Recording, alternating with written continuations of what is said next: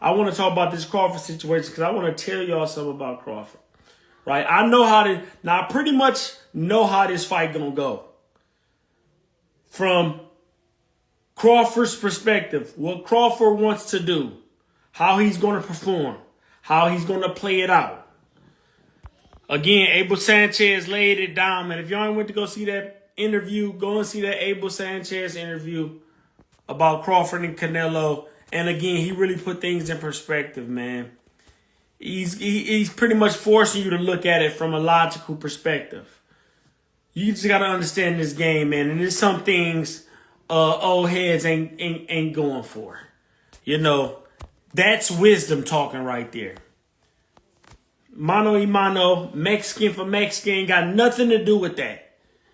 Abel and Canelo being both Mexicans, no, there's no bias in how he sounds. He sounds like a concerned individual. Concern for Crawford. Canelo just going to be too much. Backtrack, look at the Madrimal versus Crawford fight. The conservativeness. I've never seen, I'm going to tell you like this, that conservativeness from Crawford was straight discipline. That's how dedicated he is to the sport. He fought that man. He fought Madrimal, who was 54, very carefully. Did what he had to do, no more. Hear me out, yo. Did what he had to do, no more, no less. Very conservative. I was at that fight. He didn't spend too long in the inside. He touched him with a few shots, moved, made his way, carried the fight exactly like that throughout the fight. Even winning rounds, he didn't get overzealous. He didn't take it too far. He didn't get ahead of himself. He didn't want to finish strong. He did exactly what he had to do. Y'all don't understand the discipline that's attached. Y'all might not understand the discipline that's attached to that. He dedicated himself to do what he needed to do, no more, no less. Not an easy thing for a mindset like Crawford to do. He did that. So he showed, above anything else, discipline. Where's your discipline? Right? Dedicate yourself to how you going to carry your fight and do just that. If you say you're going to get in there and stop your opponent, get in there and do what it takes to stop your opponent. If you're going to box your opponent and you got the urge to get in there and try to land a few knockout blows, bro, have the discipline to continue to box your opponent. You feel what I'm saying? Crawford had the discipline to stay consistent in his game plan. That was impressive as hell to me. Right? Because there was times in there where he could have landed more shots when he was fighting Madrimal, but it didn't. The fight was not boring by any means for me because I could see exactly the game plan carried out from the first bell to the last. I noticed mid-fight, I'm like, dang, Crawford he ain't even tempted to do a little more, right? He was conservative because he had to be, and he knew he had to be, and because he had to be, he did exactly what he needed to be. But listen, the discipline that comes with that. Andre, when you say discipline, you mean like game plan. The game plan. He stuck to the game plan. He landed enough to win the rounds, right? He could have won them bigger, but he decided to stay conservative, do what needs to be done, no more, no less. I'm going to make sure these judges see that I win this fight. I'm walking away with this victory. And he's not willing to do more than that because he knew he didn't have to. The ball is in this court. He's the money maker. He's going to sell the tickets, right? He's jumping up a weight class and, he handled business and his name still remains at the top, right? And because he know he ain't had that knockout power to take Madrimal off, he didn't even attempt to hurt him. Not to even hurt him. If he would have caught him with a good shot and hurt him, good for him. But no. He saw that touching him was adequate enough. Did what he needed to do. Now, to go from there to Canelo, this is where the concern starts. Right? Because I'm going to tell y'all My bias. I'm gonna tell y'all why I'm like the bias attached to me, because there's really no bias I want to have, right? But I'm gonna tell you why why I want to see Crawford win this fight, and not just because he's black, which is crazy. Don't take that the wrong way, right? I really don't want y'all to take that the wrong way. But he's a good dude. Let's talk about who Canelo is first and foremost, man. 2-time undisputed world champion, looking for 3. Listen to me, yo. Or is he 3 already? Anyway, he doesn't boast. He doesn't do more than necessary. He talk with his hands and not with his mouth. Like, bro, he don't say more than what's necessary. He's gonna get in the ring. He's gonna execute. He's gonna do his job, and he's not gonna be a clown about it. He's a humble champion. And he wants to shock the world, right? And because of that, I really, really want to see him win. Because he's more about this and less about this. This is the very reason I want him to pull it off. It's rare today that we get to see that humble champion. The hunger. You know he got the mindset to conquer any mountain, right? And he's still conservative in his actions, the way he acts, the way he carries himself. You know what I'm saying? A family man. All about boxing. All about the task at hand. If it was something else, he's going to be that for that something else. That's why I want him to win. It's too many boastful champions out there, which is, now that's people's thing. And a lot of the time, that's what sells the tickets, right? And I love that, right? You got to respect it, right? And that's why I'm so Terrence Crawford, man. Because he's just a humble dude. He a good dude. You feel me? And I want to see if he can pull it off. That's me saying, especially after the Abel Sanchez interview. If you didn't go see the Abel Sanchez interview, watch in the seconds out and on YouTube. If you ain't seen it, go watch it. You can take your time here with me. But man, that really just told me a lot. Where Abel Sanchez went with it was the first 4 rounds, Crawford's speed will be a problem. Right? Now, we're wondering at the same time, is he going to be able to carry that same speed, same punch output once you get heavier? Right? When I was a young amateur, man, I was shooting tons of punches, punch after punch after punch. When I started to put on that weight, I didn't even realize the punch count went down. But when you put on more weight, man, you got to carry a lot more. You know, you got to carry a lot more conservative. You got to be smarter in there. You know what I'm saying? You'll get tired quick, boy. You got a lot of muscle, a lot of weight.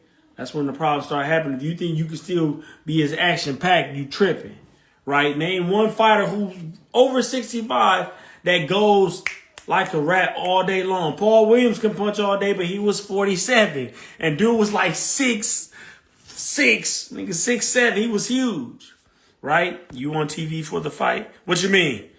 Who you got winning Kevin Kelly versus Pernell Whitaker? Ooh, that's a good question. You took it there? I'm gonna go, man. Kevin Kelly was my guy too. Man. But I got Sweet Pea, man. Sweet Pea's style was mesmerizing, dog. He was like a rubber band. Sweet Pea was like a rubber band, bro. He was just too fun to watch. He boxed with personality. Literally, he boxed with personality. Who he was is how he performed. Bro, I watch him 10 out of 10 times every time. If we got 2 big championship fights on the way, I watch Pernell before I watch anybody. I love this style. I love the way he carried his feet, how he moved around the ring, how he slipped punches, how he came back with punches. He did it effortlessly. Beautiful performer. May he rest in peace. Y'all talk to me, man. I want to ask some questions, man. Where y'all want to take this thing, man? Because I'm just here on a late night board. Ain't got really much to do. Y'all talk to me, man. Need Andre analysis on the pay-per-view. Most definitely. I need to be at that fight, man. So this is me saying and manifesting me being at that fight. I want to be there, man. We're going to make a lot of things happen. It's going to be a very action-packed month. we're exactly a month away from this fight, man. So we're gonna talk about this fight heavily. We're gonna keep this going. That weight is gonna be different to deal with for Bud. It absolutely is. 8 pounds moving up makes a big difference. Absolutely. Now get this though. Get this. Crawford naturally, man, he probably walks around easily at 170, 175, right? Like he showed his weight class, his natural weight before, and it was crazy, right? But still, when you putting on that muscle to fight a big dude like Canelo, like he might they just say they go head up. They match in height. They pretty much match in height, right? But Canelo's mass, right? You see the threat there. In face-offs, I'm sure people would just like, oh man, I don't really see the big problem. But when you look at the mass, that's where they get their fight. That's where they start to second guess themselves. And then they feel the power when they jump in the ring with him, man. You know what I'm saying? So when it comes to the matchup, man, Canelo, man, his power is gonna matter. And if he was conservative against Madrimov, we got to put it in the comment, man, how he's going to be when it comes to whatchamacallit. Like, and even wearing a weight, I want to know how he's going to put it on. I want to know how he's putting it on, right? If he's putting it on in the correct manner, you know what I'm saying? And how he's going to fit into the weight. I want to know, right? And we can't know until the fight happens. We can't know until the fight happens. If Bud pulls it off, he's the GOAT. Even Floyd didn't beat Canelo at his best weight, right? Bring him down to 152. Forget all that. You know what I'm saying? Floyd did his job against him. People had questions, you know, and even the age, you can say that too. Maybe Canelo was a little immature as well. You know what I'm saying? But he boxed him beautifully just in Floyd Mayweather fashion. So I ain't really going to sit here and blame it on the weight. If anything, it was the immaturity of Canelo just being so young and just not really as experienced as he probably needs to be. The experience he got from Floyd was enough to get in there again, though, and we probably would have saw a better fight, or maybe not. You know what I'm saying? I'm gonna be honest on that situation too. But you know, Crawford, on the other hand, man, he's he's jumping up into a dangerous situation, man. This just isn't some guy at a higher weight class. This is the guy at a higher weight class. This is the strongest cat in that weight class. You know what I'm saying? Like, so this is a huge situation. This is a huge problem. You know what I'm saying? There may be days where he questions himself. Naturally, you know, we're only human, right? For the most part, his mentality is intact. How he needs to think is intact. Is he doing everything he needs to do? Absolutely. He playing along. He moving accordingly. But some of those days, y'all know them days where, you know, your brain will switch up on you.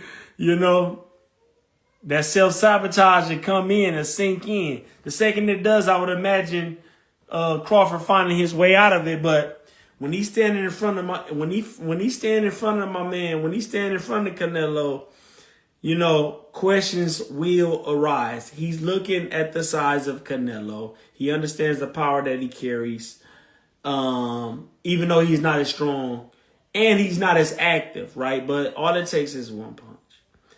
Legendary. No disrespect to no one, but I see Crawford versus Canelo going the same way as Charlo versus Canelo.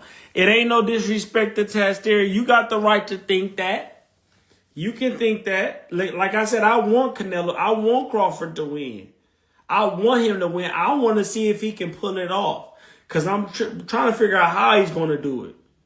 Triple G got in the ring with him, man. And Triple G caught him with some stuff, man. He ate that. He ate that. Crawford coming up. He got popped. And he dropping them body shots on him. I know his game plan, but I don't want to reveal his game plan yet because I really feel like his game plan, I know what he's going to do from the first half of the fight to the second half, not round by round. First half to second half, I got it in here. And we're going to have that discussion somewhere down the line. It ain't going to happen right now. I'm going to keep that to myself. I want to come in here and assess some of y'all and see how y'all feel. And anything goes, man. There's no emotions attached to how I feel about your choice. I don't care about how you feel. Speak up, be bold, be brave. You know what I'm saying? Speak from a box of knowledge. That's all I ask. You know what I'm saying? Like, he is breaking a couple of rules here. You know, he is trying to defy the odds here. So your assumption, you know, isn't far-fetched. How you feel is as real as it gets in a situation like this. Crawford gonna beat that boy OG. Okay, thug style. That's what I like to hear that, man. You give me a little bit of reassurance, but we don't know that. We're gonna have to be honest here. We don't know that. Yeah, Andre, admit he was biased before he started. Who was? Where am I going with this? Honestly, I was thinking Canelo, but you got me thinking. No, Abel Sanchez will have you thinking. Abel Sanchez will have you thinking when he talks. Again, he talks from a genuine concern. He's saying, like, he started this whole thing off with Crawford is a future Hall of Famer. He upped Crawford out the gate. But there's weight classes for a reason. Abel said this months ago. And most people who said Crawford tripping months ago kind of climbed on Crawford's side. And if not, they just questioned, okay, maybe Crawford will be ready. Abel sticking to his guns.